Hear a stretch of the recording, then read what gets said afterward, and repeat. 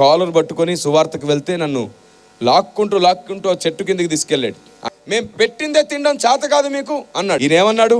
ప్రేమతో పెడితే తినడం ఇదేదో బాగుందే, ఏం పెడతారో పెట్టు పెద్ద అయినా అని అడిగా. ఆకలి అవుతుంది. పక్కనున్న గుడిలోకి వెళ్ళి ఇంత కొబ్బరి ముక్క తీసుకొచ్చి నా చేతిలో పెట్టాడు. ప్రేమగా ఇచ్చాను, తిను అన్నాడు. కళ్ళు మూసుకొని ప్రార్థిస్తున్న 10 సెకండ్స్కి నాకు ఆలోచన తట్టింది.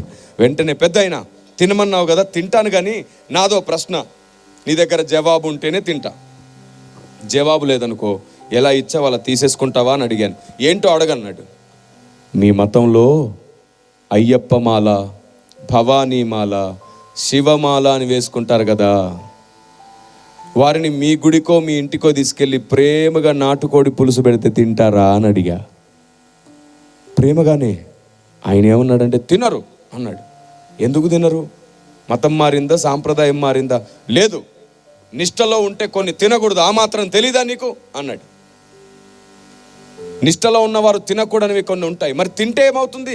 దీక్ష పాడైపోతుంది. పెడితే పెట్టిన వాడికి వాడి పిల్లలకు శాపం వస్తుంది అని అన్నాడు.